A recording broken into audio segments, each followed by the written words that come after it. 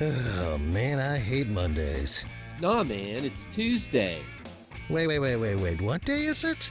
You know what day it is. Tuesday. Brewsday Tuesday. Oh, fuck yeah! Grab a cold one. It's Brewsday Tuesday, brought to you by the Cellar and Six Pack Store. Here is DreZ and Huck. Brewsday Tuesday indeed, Huckster. No. That's what it is. Yeah, he's Huck, I'm DreZ, and it is brought to you by the Cellar Restaurant and Six Pack Store in downtown Blacksburg. We like to drink beer, especially on Tuesdays. I like to drink beer every day that ends in Y. Well, that's most of them. That's most of them. So, what we have we're kind here- of getting back to the more traditional style of Brewsday Tuesday, which is you bringing Travel. beer from your travels, afar. from breweries. From afar.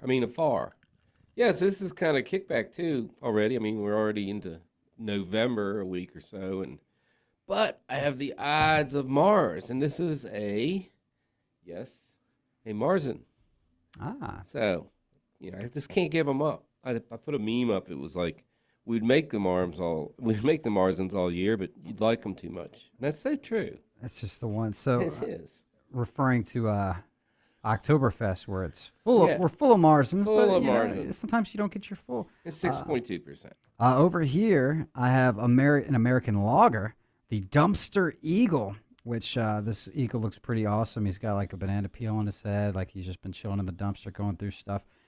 This is coming in at 4.5%. Good Times Brewing from Greenwood, South Kakalaki.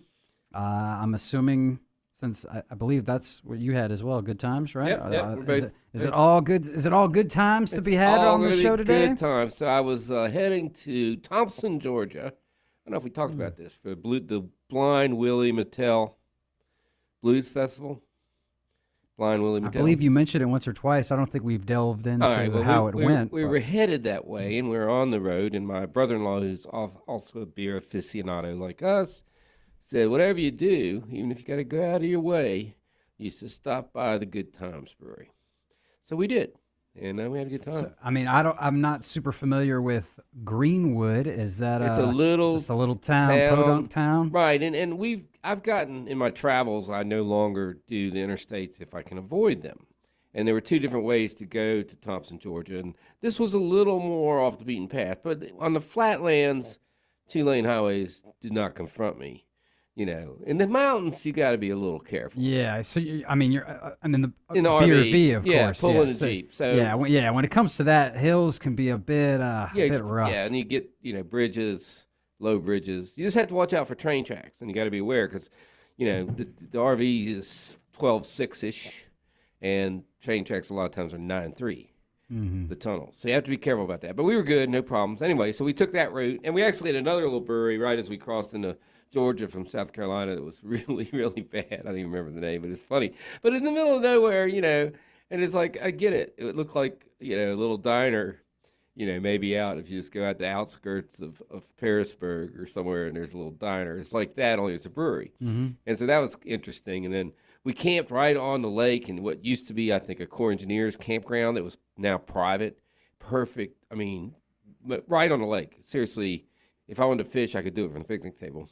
Nice. And the Willie McTell Festival is really good. We probably had 300 or 400, 500 people there. So was it right where you were, like at this lake? 12 miles away. Okay, so you were camping nearby at a nice scenic spot, and then you were just taking the Jeep off, and then we just unhooked the Jeep, and they had we got there Friday night, and they had a band come in. The guy was really old and kind of not that great, but hey, it's blues, and we had a good dinner, and it's just really nice. That was our first event really of the year, of the summer, I guess, and then we also went.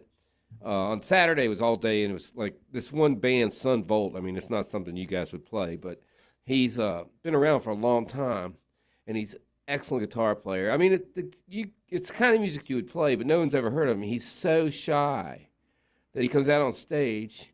He doesn't smile. He doesn't talk. He just sits down and plays. He stands there and plays guitar, and the band's really good. They had 3 guitar players, a bass player, and one of the guitar players played banjo and some other stuff. And then after the show and before the show, he disappears. And if you want something signed by him, they take it and bring it back. And he hides on the bus. And I said, he's always like this. It doesn't have anything to do with COVID? No, I looked it up on the internet, and apparently he's just completely overcome with stage fright or whatever. Wow. And doesn't like people. You know, they say Prince was like that. But anyway, the guy's a great musician. Yeah. You know, you don't have to go see him because you're not going to see him. You'll hear him. You won't see him. But yeah, it was interesting. So what can you tell me about the Good Times? Obviously, besides the music festival, I'm referring more so to the brewery. Oh, the brewery. Oh, yeah. Well, they were a nice little brewery, little town. I had, I think they had like 14 beers on tap. And they had, and the guy, it's one of these trickery things. So we find a place to park. We're in the RV pulling the Jeep, and it's like one of these towns where they put all the little cutesy barriers everywhere. So there's there's not 3 parking places in a row. Oh, geez. I'm like, oh man. So then I see a public park, and I pull in there, and I'm like, I could probably park there, but it's not marked parking. And so we come out of there, and then I look ahead, and there's a big space along. And I drive over there and pull in. I'm like, we can park here. And I look over, it's the police station. And I'm like, well, you know what? The sign's up there like 50 feet that says no parking past here. This must be parking. So we parked there. We're walking up the street. And here's this restaurant, Hustle Bustle, everybody outside. And they got the beer out, Good Times all over the front of the building. And I go in, and I'm like, hey. So this is Good Times Brewing. They go, well, no, not exactly. I'm like, well, it looks like Good Times Brewing. There's notes next door. Okay. So we're like, this happened to us in Key West. We went to this one brewery in Shipyard, and somebody else stole their name, and they're hard to find, and everybody gets sucked into this other restaurant. They serve their beer, but if you're trying to find the brewery, you can't find it. So anyway, we go to the brewery. Gotta ask. And we sit down, and they were so super nice to us. And the guy was just, I don't know, apparently he doesn't work there all the time, so he kept coming in, what are you doing back there, But he was super nice, very knowledgeable. The brewer came out, I was talking to him, and that's how I got this 6-pack. They don't sell singles, and he put together a 6-pack of symbols for me. That's nice when they're cool enough to do that. And the guy goes, well, how do I do that? He looks at him and goes, you don't do that. I do that. I guess my wife's like, I guess you're special, Huck. Yeah, I'm special again. So anyway, then we got food, and it was really good. And then the conversation, one thing leads to another. It turns out that actually is their restaurant.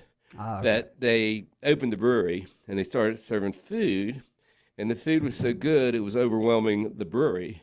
So they opened a restaurant next door to get rid of the people who don't like beer. Okay, yeah, that's fair. So it was really, they only had like probably 50, 60 seats in the brewery. And 2 of them were like giant tables. So really like 6 seats at the bar. It wasn't huge. But the restaurant was packed, and it looked nice too. But anyway, so we had a great time, had lunch, got out of there about 2, and got down to Thompson. So had you had these beers before? I mean, never did you had do a full sample? Or? Yeah, I did a full sample. I've had this beer. This one, I picked this one. Okay. I thought this was one of their best beers. Okay, well, go ahead and untap it. Untapped is how we like to keep track of our beers. Free beer app. You can download it. You can friend us on there. DreZ Drinks is my handle. Huck's Beer Buzz is his. How you feeling about your Mars? And what was that one called again? It's called Ides of Mars. Ides of Mars. All right. Probably should put a Z in there, but it's S, Mars. What are you gonna do? Anyway. That Z was probably taken. Yeah, but people don't care anymore. They're just stealing the names. But anyway, I'd give this a 4.5. It's a little bit thick for a Marzen. It should be a little more lagery, but it's still good. I mean, it's a good job. They did a good job with it. It's nice and malty, and everything you expect the Marzen to be, just a little bit thick. Over here from Good Times, I have the Dumpster Eagle, which I love the name. I love the artwork. Did you get any info about the artwork or how they how they do their thing? I think he did mention something about a local person does their art. That's cool. I also like how it just says 1 12-ounce can of beer. You've earned it. It also says some other stuff, fine print. That's mostly place can horizontal. Step 2, position hole 1 inch above base. Step 3, you crate dine sizzed hole.